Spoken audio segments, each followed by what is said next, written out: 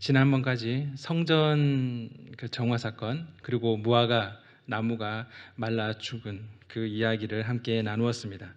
오늘은 성전에서 예수님께서 그 종교 지도자들과 대립하는 그런 논쟁을 하는 그런 장면이 등장합니다. 지금부터 시작해서 계속 이런 논쟁이 시작이 됩니다. 12장에도 계속 등장하는데 어떻게 보면 당연한 것입니다. 왜냐하면 적진 깊숙이 들어온 것이거든요.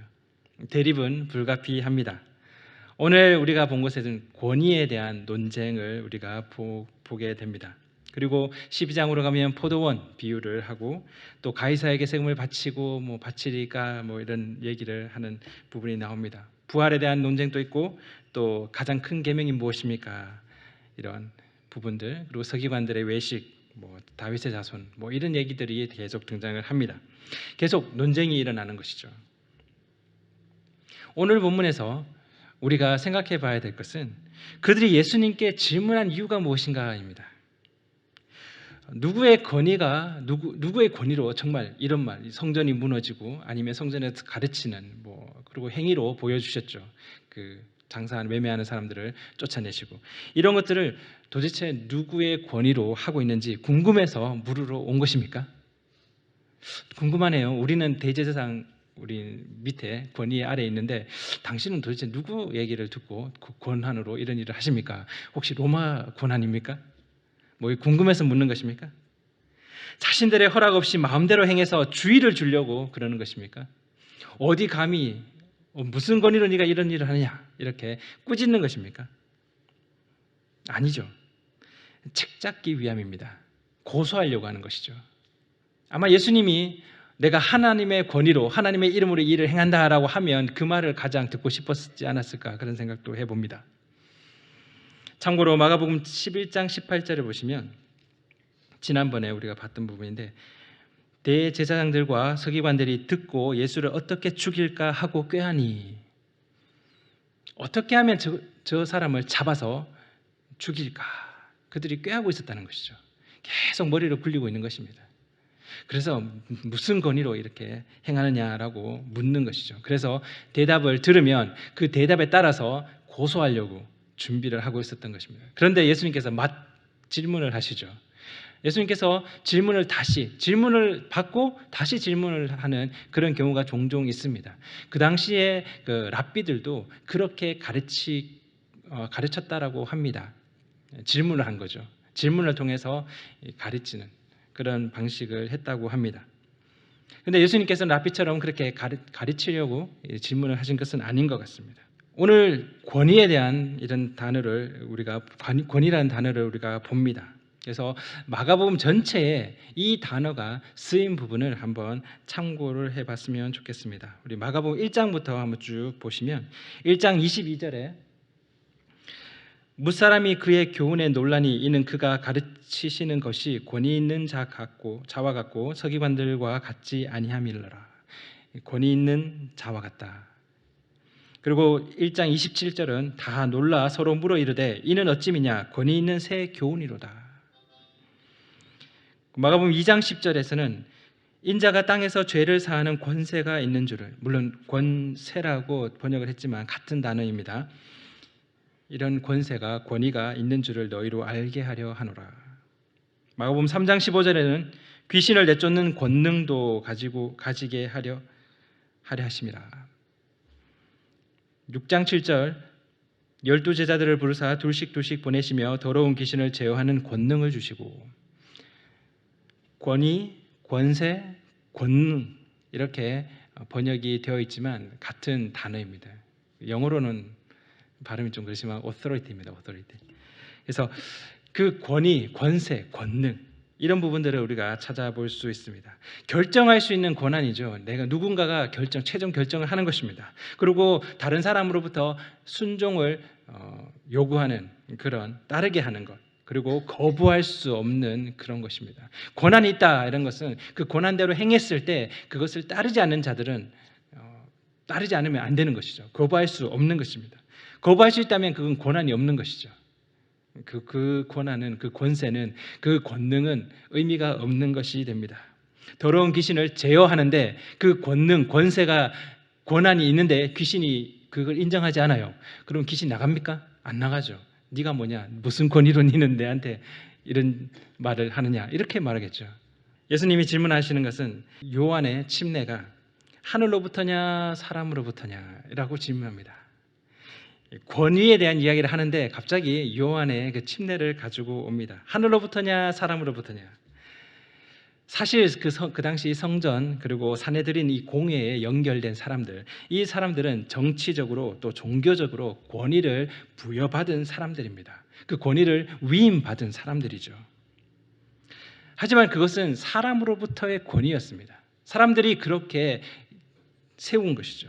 당신에게 그런 권위가 있다고 우리가 인정합니다라고 한 것입니다.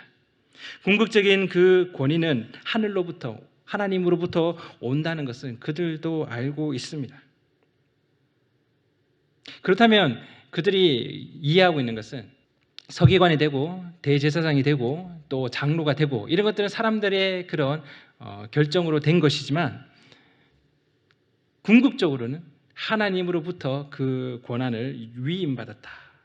그 권위를 부여받았다라고 그렇게 여기고 있었을 것입니다.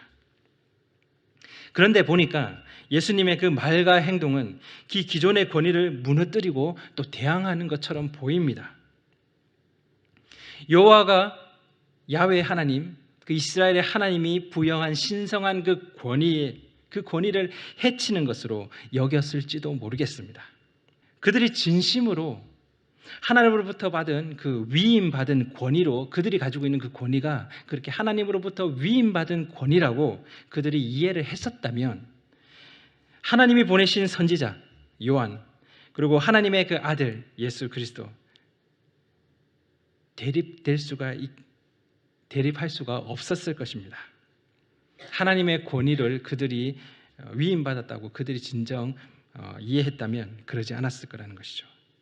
이미 그들은 그 하나님으로부터 받은 그 권위를 자신의 권위로 바꾼 지 오래된 것 같습니다. 새로운 권위가 등장하는 것에 민감한 것이죠. 적대감을 표출합니다. 내 권위가 최고의 권위인데 다른 권위가 일어나는 것을 두려워하는 것입니다. 하나님의 권위라면 그러지 않았겠죠. 하늘로부터 온 것인지 사람으로부터 온 것인지 애초에 관심도 없었던 것 같습니다. 그냥 예수를 책잡기 위해서 권위에 대해서 물은 것이죠. 그러나 예수님은 이렇게 하늘로부터냐 사람으로부터냐라고 그들의 그 민감한 그 예민한 부분을 건드리십니다. 그냥 자신들의 권위 안에 있거나 권위 밖에 있거나 그것이 그들의 관심이었습니다. 예수님이 하나님이 보내신 권위, 하나님의 그 권위를 그들로 하여금 생각하게 질문을 하신 것입니다. 그럼에도 그들은 돌이키지 않습니다. 우리가 사는 이 사회에는 많은 그런 사람들이 삽니다. 그리고 많은 그런 직책도 있고 여러 가지 그런 역할들을 합니다. 권위에 또 권한을 가진 그런 이들을 우리가 종종 만납니다.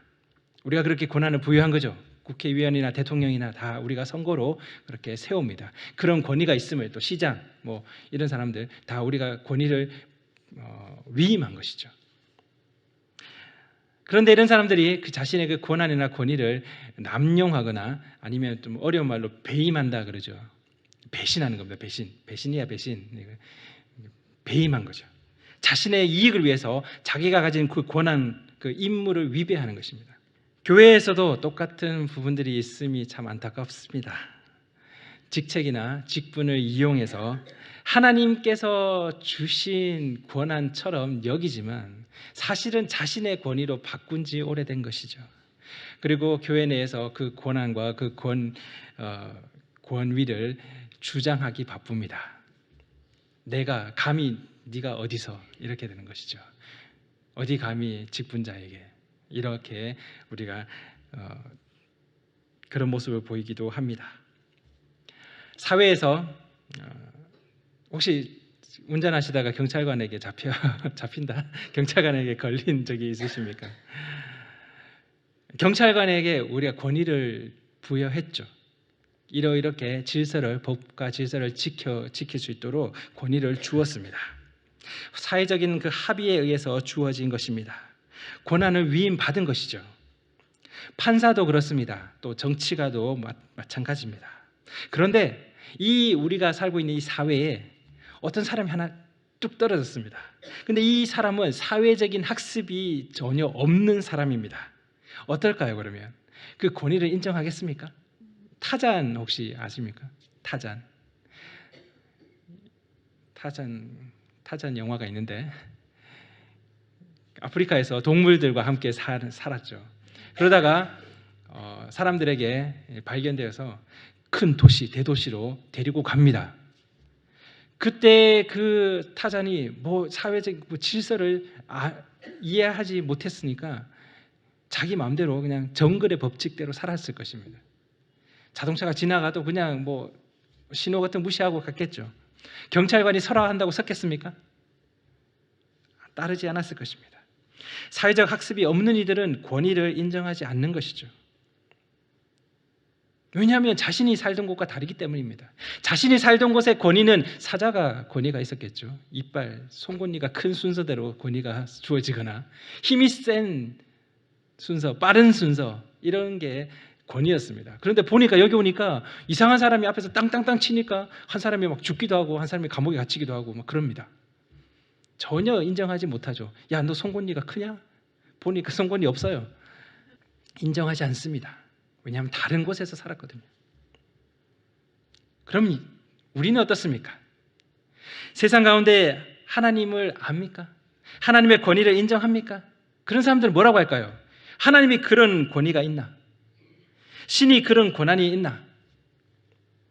사람들이 인정하지 않습니다. 주어진 인생의 최종 그 권한은 자신이라고 생각하는 이 세상에서 당연한 것입니다. 자신이 최종 결정을 내리는 이 세상 가운데 다른 권위가 있을 수가 없습니다. 그런 세상에서 우리가 하나님의 권한을 인정한다면 어떻게 됩니까? 사람들이 타잔이 왔는데 타잔이 보니까 사람들이 막 질서를 지킵니다. 경찰관이 서라하니까 서고 경찰관이 가라 하니까 갑니다. 그리고 어떤 법칙을 지키려고 막 노력합니다. 그것을 보면 어떻습니까? 아, 저런 권위가 있구나라는 것을 알게 됩니다. 그리고 거기에 점점 적응해 가겠죠. 우리가 하나님이 아닌 자기 자신이 최종 권위가 있다라고 생각하는 세상 가운데 하나님이 권한이 있으며 하나님이 최종 권위라고 우리가 계속 보여준다면 세상은 새로운 권위와 권한에 대해서 알게 될 것입니다. 새로운 권위와 권한에 대해서 우리가 세상에 알리게 되는 것이죠. 세상은 타이틀, 직책, 그리고 자격, 아니면 능력 이런 것으로 권한을 부여합니다. 너 외우는 걸 잘하니까 너 검사 판사해. 이런 식으로 합니다. 하나님은 그분의 권한과 그 권위를 어떻게 보였을까요? 송곳니로 보여주십니까? 송곳니 크냐? 작으냐? 하나님은 기적으로 보여주셨죠. 능력으로 보여주셨습니다. 마가복음 1장부터 계속 등장하는 그 권위, 권세, 권능, 기적과 함께 등장합니다. 하지만 궁극적으로는 사랑으로 그분의 권한과 권위를 보여주셨습니다. 부모님의 권한, 부모님이란 그 타이틀, 그래서 우리는 자녀들에게 종종 윽박지르기도 합니다. 부모의 권위를 따르라고. 그렇게 할 수 있는 능력이 있으니까 권위가 발생하는 것이죠. 왜냐하면 애들은 아직 미성년자, 자기가 결정할 수 있는 게 없습니다. 부모가 해주는 그 보호 아래에서 자라야 합니다. 아직은 모르는 것이 많습니다. 어떻게 해야 될지도 모릅니다. 그래서 부모 밑에 있는 것이죠. 부모의 권위를 따릅니다. 그런데 그냥 순순히 따릅니까? 어릴 때는 순순히 따르죠. 그런데 점점 안 따릅니다. 미운 4살 나오죠. 왜 안 따를까요? 자기가 생각할 때 다른 것들이 보이기 시작한 것입니다. 자녀니까 부모의 권위를 따라라. 그것에 이제 반항하게 되는 것이죠. 그렇게 할 수 있는 능력이 부모에게 있다라고 여길 때는 부모 밑에 있었는데 이제 자기가 독립할 수 있는 상황에서는 부모의 권위를 인정하지 않습니다. 자기가 결정할 수 있으니까요. 나보고 이래라 저래라 하지 말라 이런 말 듣게 되죠. 어릴 때는 안 그런데 크면은 그런 얘기를 듣습니다. 그렇다고 계속 우리가 윽박 지릅니까? 너는 자녀고 나는 부모야. 그렇게 계속 윽박 지릅니까? 그러면 관계가 끊어지겠죠. 깨어집니다. 이렇게 타이틀로 권한을 가지고 있는 예를 보면 예전에 보면 왕입니다. 왕. 그냥 왕족에서 태어났으니까 왕인 거죠. 지금은 보면 이제 경찰 이런 부분들을 볼 수 있습니다. 처단하고 처벌할 수 있는 권한을 가지고 있습니다. 왕 앞에서 감히 네가 감히 고개를 드냐 뭐 죽여라 이러면 데리고 가 죽이죠. 경찰이 가서 너 범죄한 사람 잡아가지고 법적으로 하면 처벌을 받습니다. 스피드를 넘기면 티켓을 받죠. 하나님이 자신의 권위를 보이실 수 있는 가장 쉬운 방법은 무엇입니까? 불순종한 자들 처단하면 됩니다. 왕처럼 처단하면 되죠. 그리고 법을 지키지 않으면 처벌하면 됩니다. 그러면 그 권위가 세워집니다. 아이들을 붙들고 패면 권위가 세워지죠. 말 들을 겁니다. 언제까지 그게 될까요? 그런데 일반적으로 왕이 하던 방식처럼 그렇게 처단하고 그리고 처벌하면 그 권위가 보여질 수는 있습니다. 하나님은 하나님이 하나님 되심을 기적을 통해 보여주셨지만 궁극적으로는 우리를 구원하심으로 우리의 하나님이심을 증명하셨습니다. 우리를 무릎 꿇려서 하나님이심을 네가 내 권위를 인정하지 않아? 내 권위가 내가 이 세상을 창조한 내가 이 세상을 다스리는 유일한 신임을 우리의 무릎을 꿇려서 그렇게 보여주십니까? 자신의 권위를 나타내시기 위해서 우리의 무릎을 꿇린 분이 아니십니다.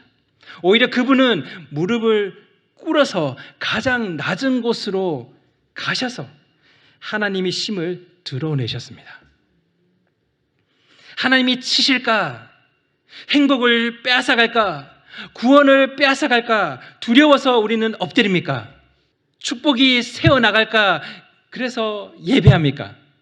아니면 경배받기 합당하신 분이라서 엎드립니까? 오늘 본문의 대제사장들과 서기관들과 장로들, 그들은 요한의 그 메시지가 하늘로부터라 생각했을 수도 있습니다. 하지만 더 큰 것은 자신들의 손이 붙들고 있는 그 권위를 놓고 싶지 않았던 것입니다. 백성들을 두려워했다는 것도 같은 이유입니다. 백성들의 인기를 얻어야 계속 자신의 그 권위를 이어갈 수 있으니까. 그래서 이러지도 못하고 저러지도 못하는 겁니다. 왠지 요한의 메시지는 하나님께로부터 온 것 같긴 한데 안 따랐습니다. 왜냐하면 자신의 권위가 더 크다고 생각했거든요. 또 백성들을 두려워하는 것도 자신의 그 권위를 지키기 위해서입니다. 정치가들 좋아하시는 분도 계시겠지만 다들 막 싫어합니다. 왜냐하면 신념과 그 소명보다 권력 유지에 더 욕심을 가지고 있는 것들이 보이기 때문입니다.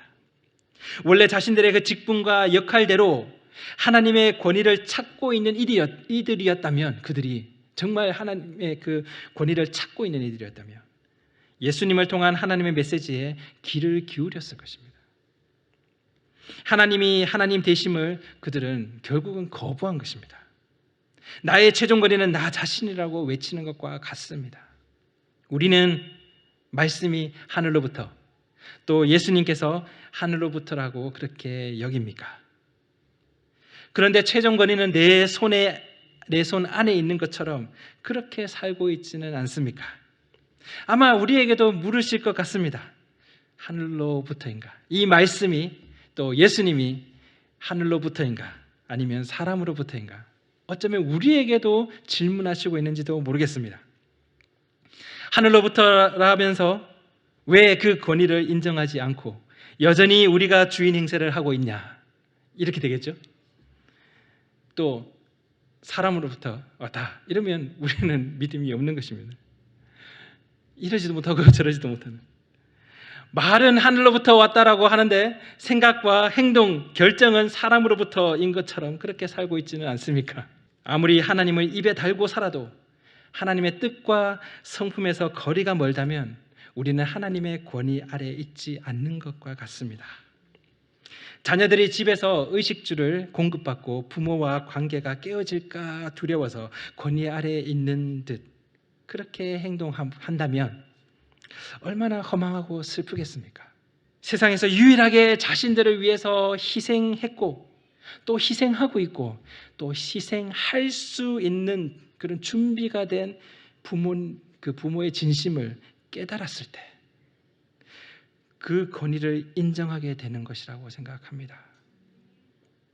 우리가 윽박질러서 권위를 받는 것이 아니고요. 하나님은 축복과 저주를 가지고 우리와 거래하는 분이 아니십니다.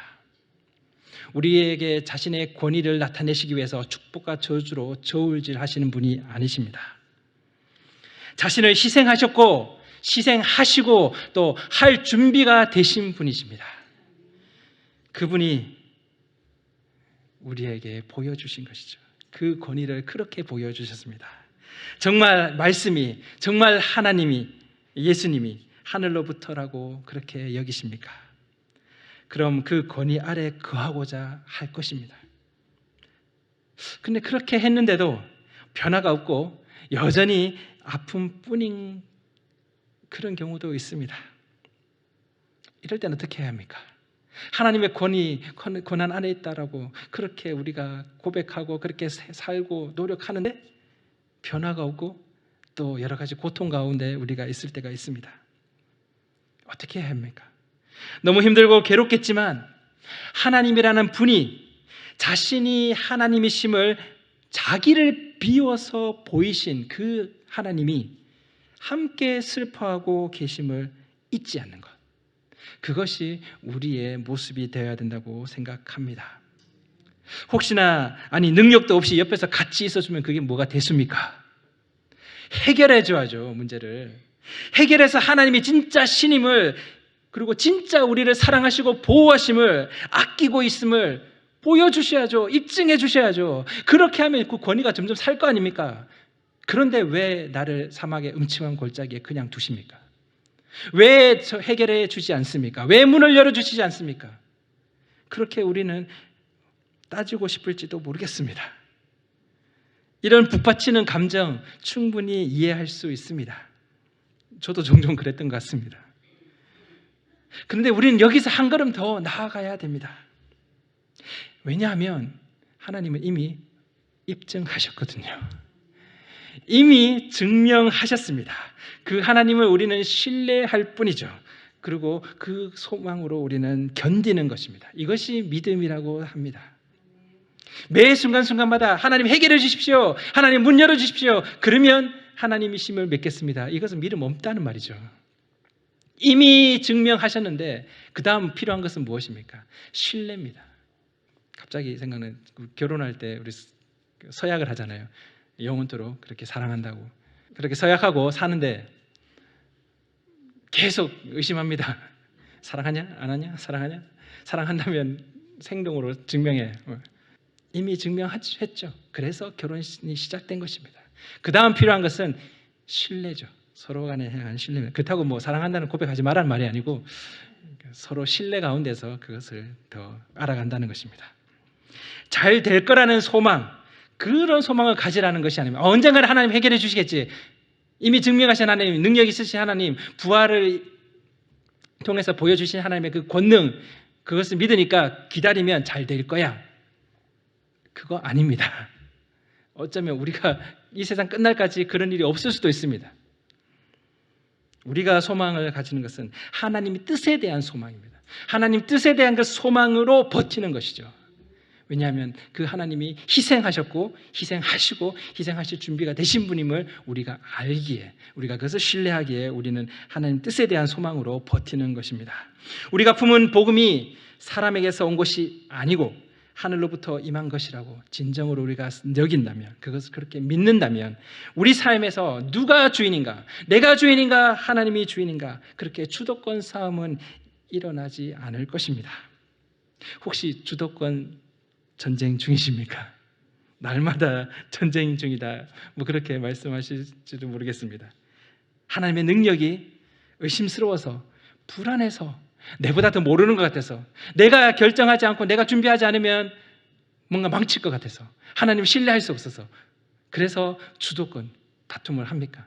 어떤 부분, 영적인 부분, 평안을 주고 이런 부분은 하나님이 알아서 하시고, 의식주 뭐 이런 거는 내가 알아서 할게요. 이거는 하나님 잘 모르는 분이 아니니까 내가 합니다. 뭐 이렇게 나눠서 살아가고 계십니까? 여기서는 내가 주인, 저기서는 하나님이 주인. 아니면 과학적으로 이해할 수 없는 일들이 일어나서 신뢰가 안 가서 그래서 주도권 싸움을 하고 있습니까? 아니면 혹시나 세뇌나 자기 체면에 빠질 것 같아서, 종교에 너무 빠지면 안 된다, 그런 얘기 자꾸 들어가지고 그것이 두려워서, 내가 세뇌당할까 봐, 내가 자기 체면에 같은 것에 빠져가지고 광신도가 될까 봐, 그래서 주도권을 다 놓으면 안 되겠다, 뭐 그렇게 여기십니까? 성경이 말하는 신적 존재, 그 하나님을 우리는 알아가면서 조금씩 우리 자신의 그 주도권을 놓게 됩니다. 한순간에 안 되죠. 뭐 베드로, 바울 뭐 한순간에 된 것 같은데 왜 우리는 안 됩니까? 뭐 그렇게 말할지도 모르겠습니다. 우리는 두려워하고 불안해하는 유한한 존재이기 때문에 쉽게 다 내려놓지 못합니다. 눈앞에 보이는 문제 때문에 눈에 보이지 않는 하나님을 의지하지 못하는 것이죠. 두렵고 불안해서 그렇습니다. 그런데 하나님이 그 문제를 품으시는 그런 모습들을 우리가 보면서 점점 하나님을 신뢰하게 되는 것이죠. 이런 우리를 알기에, 이런 유한하고 두려워하고 불안해하는 우리 자신을 하나님이 아시기에 우리가 손잡기 전에 우리의 손을 직접 잡으신 분이 하나님이십니다. 함께 걸어가면서 점점 신뢰하게 되는 것을 우리는 경험하는 것 같습니다. 부부간의 그 관계처럼요. 하나님의 권위 어떻습니까? 따르기 싫은 권위입니까? 그럼 여기 안 있겠죠. 저 밖에 있는 사람들은 그렇게 따르기 싫은 권위라고 그렇게 말할 것입니다. 왜냐하면 내 것을 포기해야 되니까요. 그래서 세상은 따르기 싫다는 것입니다. 거부합니다. 아니면 심판이나 처벌 때문에 따를 수밖에 없는 권위입니까? 안 따르면 치실 때니까, 안 따르면 나에게 무슨 불행한 일이 일어날 거니까, 안 따르면 나에게 그런 영생이 주어지지 않으니까, 그래서 심판이나 처벌 때문에 따를 수밖에 없는 권위입니까? 따르기 싫은 권위입니까? 따를 수밖에 없는 권위입니까? 아니면 자녀이기에 자연스럽게 따르고 싶은 권위입니까? 우리 손을 붙들고 계신 그 못자국의 손, 우리를 붙들고 계신 그 못자국의 손에 우리 손을 얹고 붙들고 일어나는 것입니다. 그렇게 일어서서 걸어가시기를 원하십니까? 우리가 그럴 수 있기를 소망합니다. 우리가 그렇게 기도하며 나아갔으면 좋겠습니다. 하나님, 우리가 따르기를 거부했던 우리였습니다. 따르기 싫은 권위여서 그렇게 거부했었습니다. 그런데 이제는 내가 하나님의 자녀로 하나님의 권위를 따르고 싶어서 그 권위 아래로 들어갑니다. 왜냐하면 우리를 위해서 희생하셨고 희생하시고 그리고 희생할 준비가 되신 분임을 내가 신뢰하기 때문입니다. 그런 마음으로 우리가 하나님 앞에 나아갔으면 좋겠습니다. 우리를 붙들고 계신 그분 앞에 우리 손을 얹고, 사투리입니까? 얹고 붙들고 일어서는 것, 우리 가운데서 일어났으면 좋겠습니다. 그래서 세상이 봤을 때 저 사람은 종교인으로서 어쩔 수 없이 억지로 그렇게 따를 수밖에 없는 권위 밑에서 저렇게 고생하고 있구나가 아니고, 따르고 싶은 권위 아래서 참 평화를 누리는구나 라는 것을 보여줬으면 좋겠습니다. 세상은 스스로 그렇게 자신의 굴레를 왜 만드냐고, 왜 그 보이지도 않는 믿기도 힘든, 과학적으로 증명도 안 된 그런 신적인 존재, 그 존재 때문에 목매고 그 힘들게 번 돈을 갖다가 바치고 그러냐고. 마음이 평안 얻고 싶으면 명상하면 된다고. 요가하면, 요가 클럽 강의 끊으면 교회에서 받는 것보다 훨씬 더 좋은 그런 걸 받을 수 있다고. 심적 평안을, 영혼의 평안을 누릴 수 있다고. 괜히 교회 가가지고 뭐 해라 이래라 저래라 뭐 그런 얘기 듣고 사냐고. 우리는 자녀기에 자연스럽게 그 권위 아래에 있는 것을 더 기쁘게 여기는 존재입니다. 그것이 우리의 믿음의 고백입니다. 그것이 세상 가운데 전해졌을 때 그때 세상이 보는 거죠. 그런 권위가 있나? 진짜 하나님 신적인 존재가 그런 권위가 있나? 그 권위 아래에 있으면 저런 삶이 되나? 그게 우리의 복음의 메시지가 되었으면 좋겠습니다. 기도하겠습니다.